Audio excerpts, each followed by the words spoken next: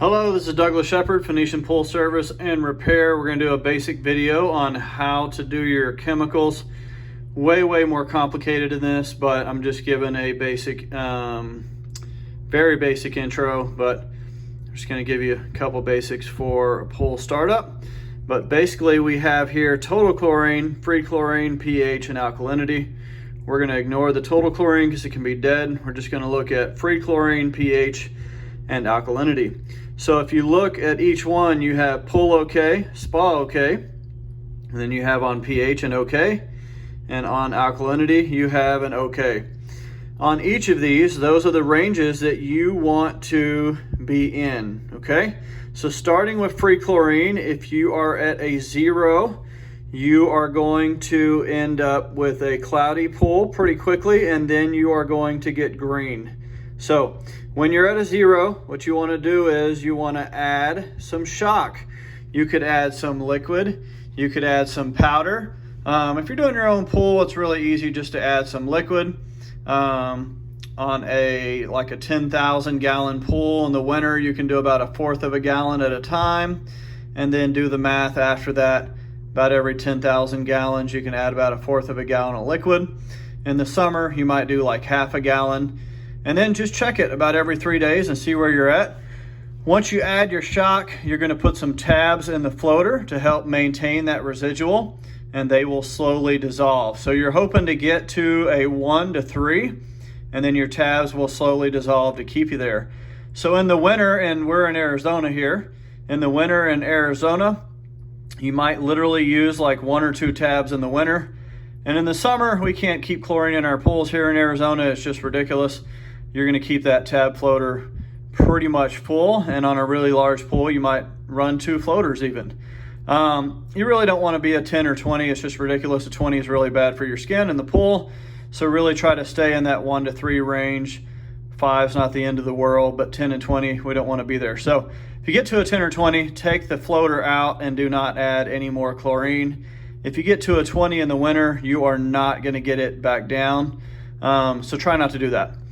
pH and alkalinity are going to, well, one more thing on the chlorine.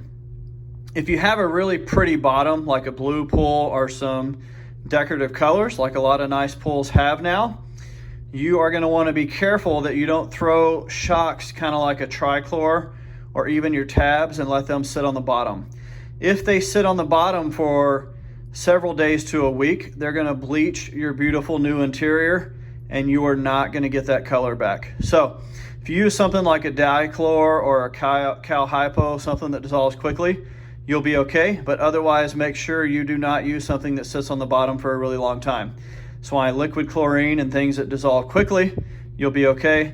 But otherwise, like tablets, the chlorine tabs, that's why you put them in the floater, and you don't just throw them on the bottom of the floor.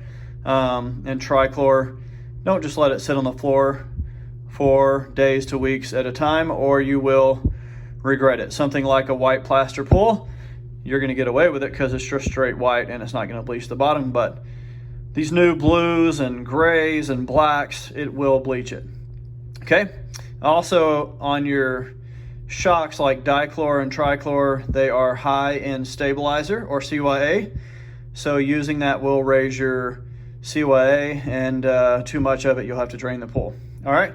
So pH and alkalinity help maintain your chlorine. So if your pH is high, we're going to add acid. pH is high, we're going to add acid. If it gets too low, you're going to add soda ash to bring it back up.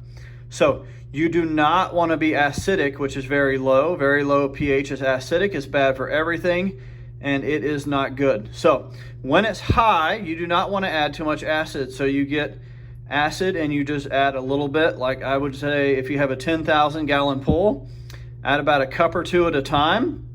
Always add it in the deep end, not over a step, and then check it the next day, okay? Or check it a few hours later and add a little bit more. Acid, muriatic acid, is disgusting. It smells bad. It can eat through concrete, so be very careful with it, and just add a little bit at a time. And you want to get it right in the middle at about 7.4. If you add too much or you have a dramatic change in the weather, it will make the pool acidic, and then at a 10,000 gallon pool all the way down to about 6.2, put in about half a pound to a pound of soda ash, and that will bring it up. Don't be surprised if your pool gets cloudy from putting in soda ash. Sometimes it just clouds up for, about an hour, but sometimes it can be a milky mess and you got to run the pool a lot and put in some clarifier. Okay, so again, easy on your acid. Just do a cup or two at a time until you get it down, or if you've got the little droppers, you can measure it exactly, and that makes it more exact. Okay, alkalinity in the beginning, you can just add, if you're low, you're going to add sodium bicarb, which at Leslie's or Pool Works or somewhere like that, it's going to be called alkalinity plus, but the actual technical name for it is called sodium bicarb. And on a 10,000 gallon pool, you can just add 2 pounds at a time until you get it to go up. Check it next day.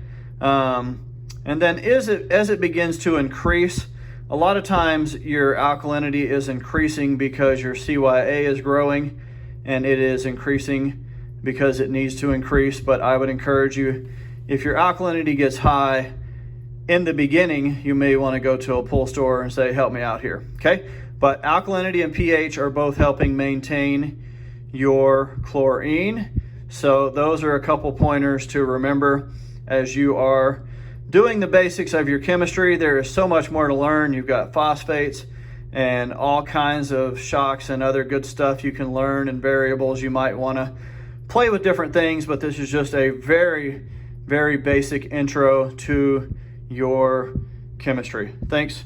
Have a great day. Phoenician Pool Service and Repair. Hope this helps you with the basics of your new pool. Bye.